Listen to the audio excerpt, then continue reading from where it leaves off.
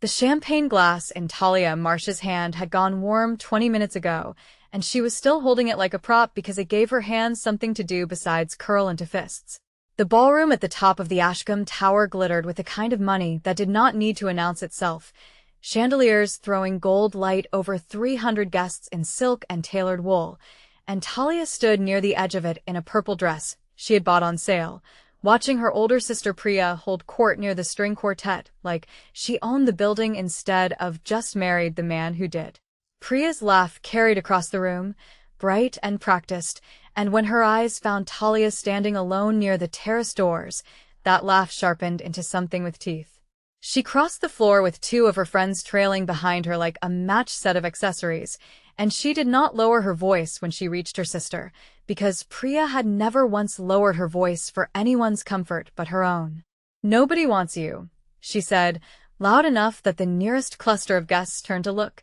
"That's why you're standing over here by yourself at 22 with nothing to show for it." One of the friends laughed behind a raised hand. Talia felt the heat crawl up her neck, felt every eye in that section of the ballroom land on her at once, and she opened her mouth to say something, anything, when a man crossed the entire length of the ballroom floor in a straight, unhurried line, and the room seemed to bend around him as he moved. He wore black, a suit so dark it swallowed the chandelier light instead of reflecting it, and beneath the jacket his shirt was black too, buttoned to the throat with no tie, which on any other man in that room would have looked like a mistake, and on him looked like a decision. Talia noticed his hands first because he checked a slim watch on his wrist as he walked, unbothered, the way a man checks the time when he has already decided how the next 5 minutes will go. He was tall, dark-haired, with a jaw that looked carved rather than grown, and when he reached Talia and Priya and the two friends who had gone suddenly,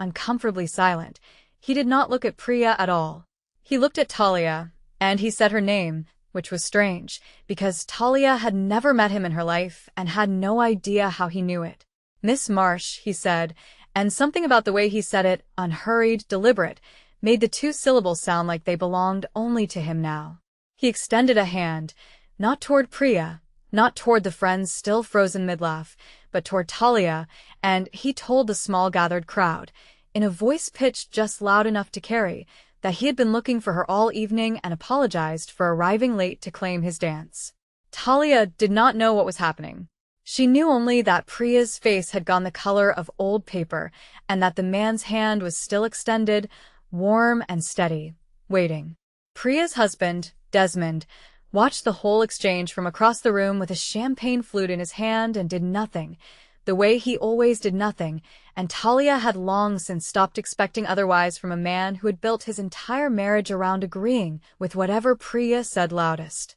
The two friends flanking her sister, women Talia recognized vaguely from a country club she had never once set foot inside, exchanged a look that told her exactly how this story would be repeated tomorrow over brunch, embroidered and sharpened with each telling. Talia had spent years absorbing these moments quietly, telling herself that dignity meant not giving her sister the satisfaction of a reaction, but tonight the humiliation sat differently in her chest, heavier, harder to swallow down with a sip of warm champagne. She was still working out what to say, some careful sentence that would not give Priya anything more to use, when the room's attention shifted so completely and so suddenly that she felt it before she understood why. She was a curator at a small but respected gallery 2 blocks from the tower, the kind of job that paid enough to keep her proud and not enough to keep her comfortable, and she had come to the gala tonight because the gallery's biggest donor had insisted, not because she had any interest in standing in a room full of people who measured worth in real estate.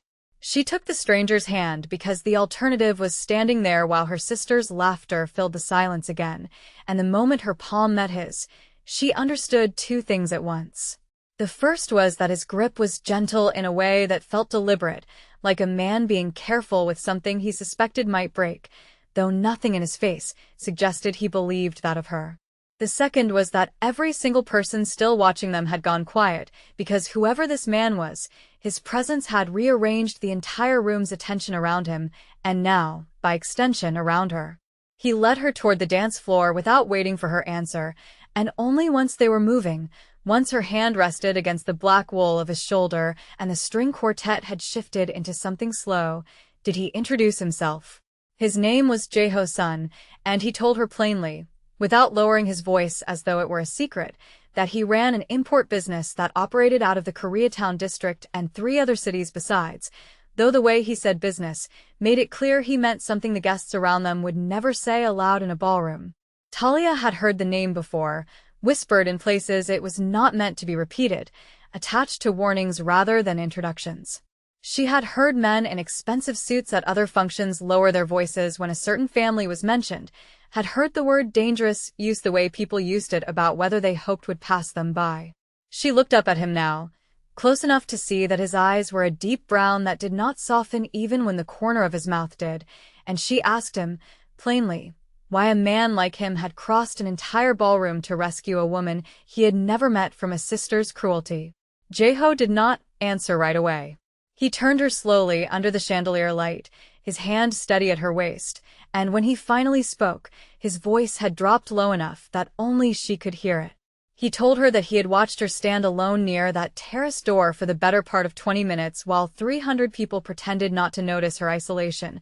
and that cruelty performed for an audience was the one thing in this world he had never learned to tolerate quietly. Talia did not know what to say to that. She was still turning it over in her mind when she felt his hand tighten, almost imperceptibly, at her waist, and she followed his gaze to the terrace doors, where a man in a gray suit had just stepped inside from the balcony and was scanning the crowd with the particular focus of someone looking for one person in particular. Jae-ho's whole body had changed. Talia felt it under her hand, the shift from stillness to something coiled, and his voice when he spoke again was flat and quiet in a way that made the hair rise on her arms. He told her, without breaking the rhythm of the dance, that the man at the terrace door worked for a rival organization out of the Eastern District, a man named Deacon Voss who had spent the better part of a year trying to find an opening into territory that belonged to Jae-ho's family, and that his presence at a private gala meant either an extraordinary miscalculation or a deliberate provocation. Talia's heart had begun to hammer, though she kept her face still, some instinct telling her that panic would draw more attention than composure. She asked him what he intended to do, and Jae-ho told her, without any change in his expression, that he intended to finish the dance, because stopping now would tell every person watching that something had rattled him, and he did not give anyone that satisfaction, not even men sent to provoke him. But therefore, he added, his eyes flicking briefly toward 2 men near the bar who Talia now realized had been standing unnaturally still all evening, she needed to trust him for the next several minutes and do exactly as he said, because the man at the terrace door was not the danger. The danger was whoever Voss had brought with him that nobody had spotted yet. The confrontation happened faster than Talia had time to be afraid of it. Voss crossed the room with the deliberate ease of a man who wanted to be seen doing it, and when he reached them he offered a smile that did not touch his eyes and asked Jae-ho, loudly enough for the surrounding guests to hear, whether he had started bringing dates to gatherings that had nothing to do with him. Jae-ho did not raise his voice. He told Voss, evenly, that the gathering had everything to do with him, given that his family had underwritten half the charitable fund the gala was raising money for, and that Voss's own invitation had likely been an oversight someone would be answering for by morning. The exchange lasted less than a minute, polite on the surface and vicious underneath, and Talia watched Jae-ho's 2 men near the bar drift closer without ever seeming to move with purpose, and she understood that this entire ballroom, gilded and glittering, was a chessboard she had wandered into without knowing the rules. Voss left first, his smile never faltering, but as he turned to go his eyes found Talia directly and lingered there a beat too long, and something in that look settled into her stomach like a stone. She did not know yet that she had just become visible to the one man in the city she most needed to remain invisible to. But the night was not finished delivering complications. As the gala wound toward its close and guests began drifting toward the elevators, a member of the catering staff Talia did not recognize approached her near the coat check and pressed a folded note into her hand before disappearing into the kitchen corridor, and when she unfolded it in the elevator down, her name was written on it in a hand she did not know, followed by a single line that made her blood run cold. You should have stayed by the terrace doors alone. Jae-ho, standing beside her in the elevator, took the note from her trembling fingers and read it without any visible reaction, though Talia felt the temperature of the small space change around him. He told her, quietly, that she was not going home alone tonight, and when she started to argue, told her plainly that this was no longer a matter of preference, but of the practical reality that Voss's organization now knew her face and, more dangerously, knew that Jae-ho cared what happened to it. Talia felt something twist in her chest at the word cared, spoken so plainly by a man she had known for less than 2 hours, and she realized, with a small shock, that some part of her did not want to argue as hard as she should have. Before they left the ballroom, Jae-ho guided her toward a side corridor away from the main exit, one hand light at the small of her back, and told her quietly that the front elevators were being watched and that they would take a service route instead. The corridor was narrow, lit by a single dim fixture, and when the sound of voices drifted around the corner ahead of them, voices Jae-ho clearly did not want finding her. He stepped in close, pressing her gently back against the wall between a fire door and a stack of folded linen carts, his body angled to block her from view. Talia felt the warmth of him even through the wool of his jacket, felt her own breath go shallow in a way that had nothing to do with fear anymore, and when the voices passed without slowing,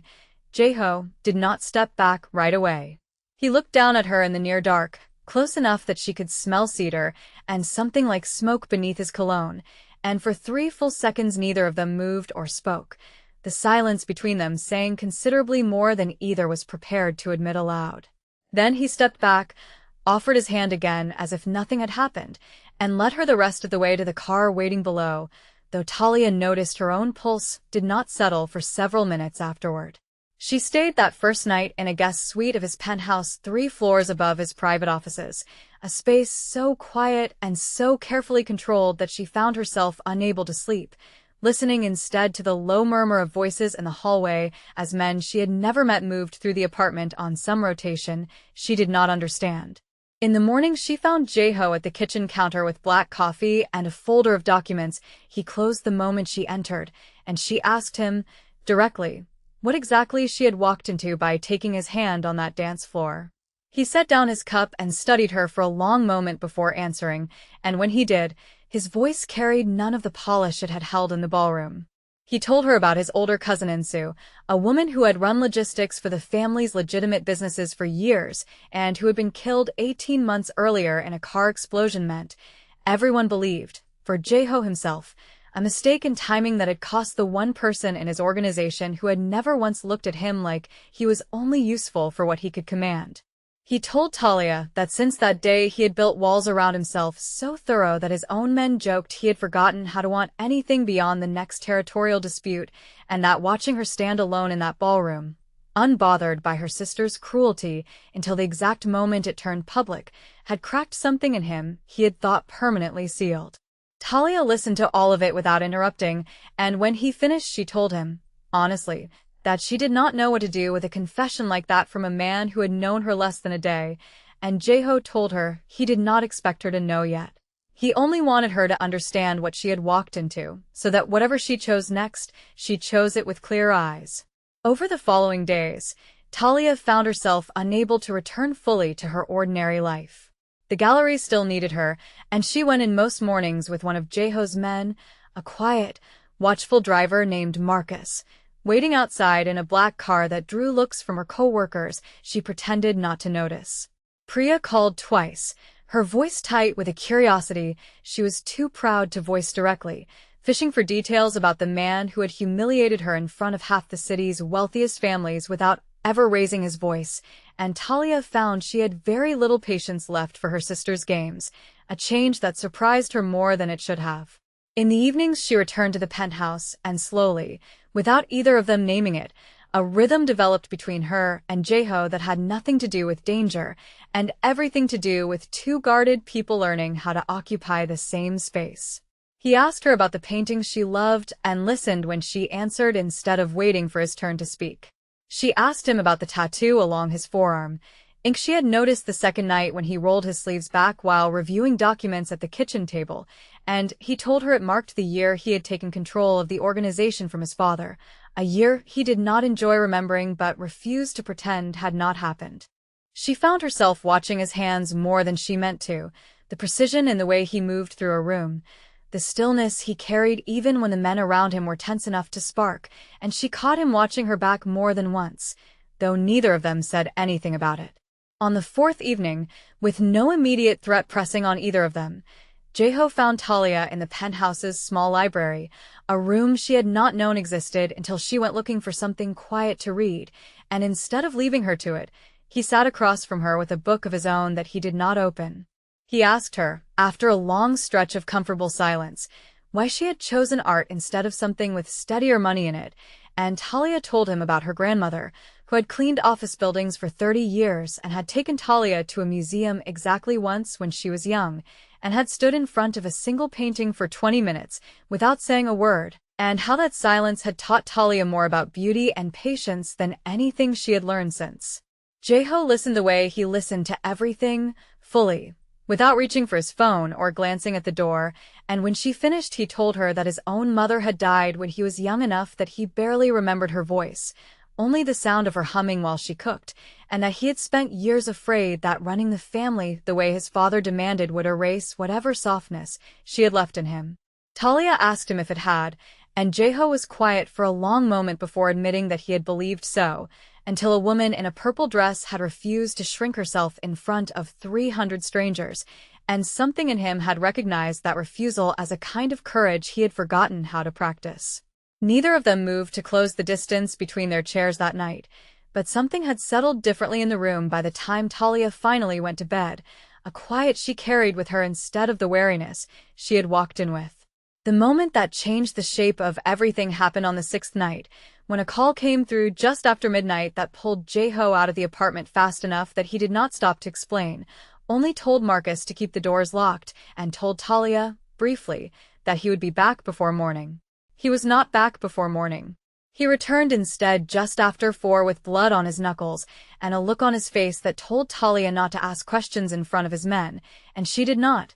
until they were alone in the kitchen, and he had poured himself a drink he did not touch. He told her that Voss's people had hit one of his warehouses near the port, that 2 of his men had not walked away from it, and that the message left behind, scrawled where his people would be certain to find it, had named her directly, a warning that the next target would not be property. Talia felt the floor tilt under her, not from fear exactly, but from the sudden, undeniable knowledge that she was no longer a bystander in this war. She was a target in it, and the realization sat in her chest heavy and strange, because underneath the fear was something else she had not expected to feel, a fierce, unwelcome refusal to be the reason Jae-ho lost anyone else the way he had lost his cousin. Jae-ho did not sleep that night, and Talia found him just before dawn standing at the tall windows of the living room, still in the same shirt with a dark stain at the cuff he had not bothered to change out of, staring down at the city,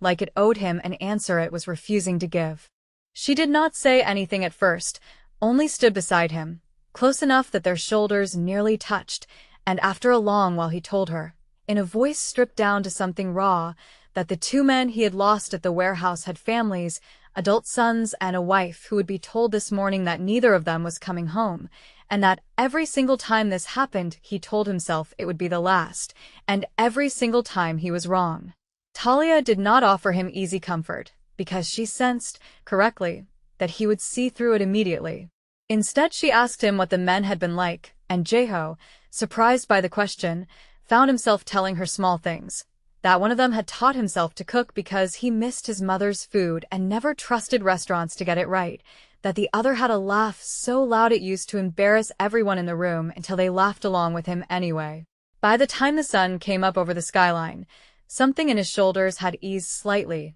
not healed, but no longer carrying the weight entirely alone, and he told her, quietly, that he had not spoken about his men that way to anyone in years, not even the ones who had known them longest. Priya called again the next morning, and this time Talia answered, mostly out of habit, and immediately regretted it. Her sister's voice had lost its usual polish, replaced with something sharper, almost nervous, as she asked pointed questions about who exactly Jae-ho's son was and whether Talia understood what kind of man she had let carry her off the dance floor. Talia felt the old instinct rise in her, the urge to shrink and apologize and make herself smaller so Priya would feel comfortable again, and then she felt it die,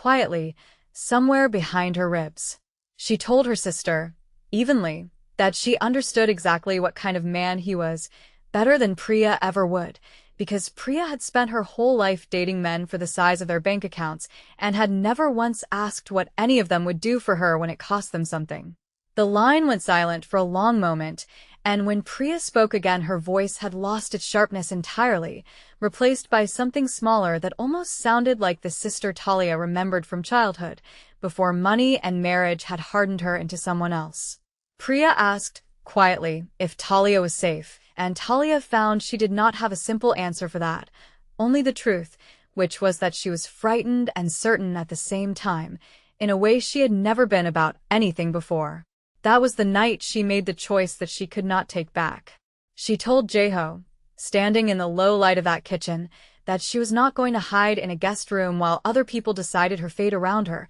that she wanted to understand exactly what resources Voss had, exactly what leverage existed that might end this before anyone else got hurt, and that she intended to help him find it, whatever that meant. Jaeho told her plainly that this was not her fight, that she had a life outside this world worth protecting, and Talia told him, just as plainly, that the fight had already chosen her the moment Voss's man pressed that note into her hand at the coat check, and pretending otherwise would only get her killed by surprise instead of by choice. Something shifted in his face when she said that, something that looked almost like the beginning of respect layered over the fear he was clearly fighting not to show. He did not argue further. Instead, he set his untouched drink down, crossed the small distance of the kitchen between them, and told her, in a voice stripped of every ounce of the control he wore like armor everywhere else, that he had spent 18 months convincing himself that caring about another person again was a weakness he could not afford,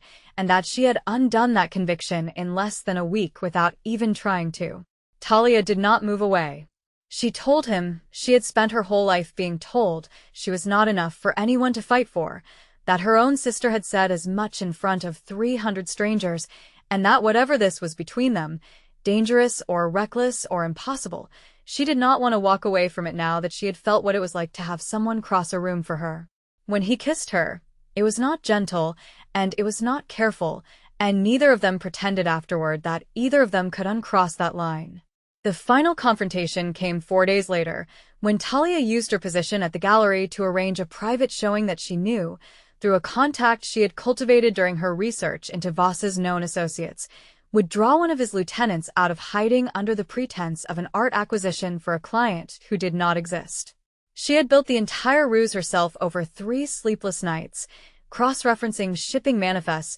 she had convinced Marcus to help her access with public auction records, until she found the exact thread connecting Voss's legitimate front business to a warehouse 2 blocks from the gallery, the same warehouse, she was certain, where the attack on Jaeho's men had been planned. She told Jaeho her plan only once it was fully built, refusing to let him talk her out of the parts that put her in the room, and though his jaw tightened at every mention of her presence in the building, he did not forbid it, because by then he understood that forbidding Talia anything had never once worked, and was not going to start now. The showing went exactly as she had designed it at first, the gallery lit low and warm, the smell of fresh paint and old canvas thick in the back room where Talia led the lieutenant,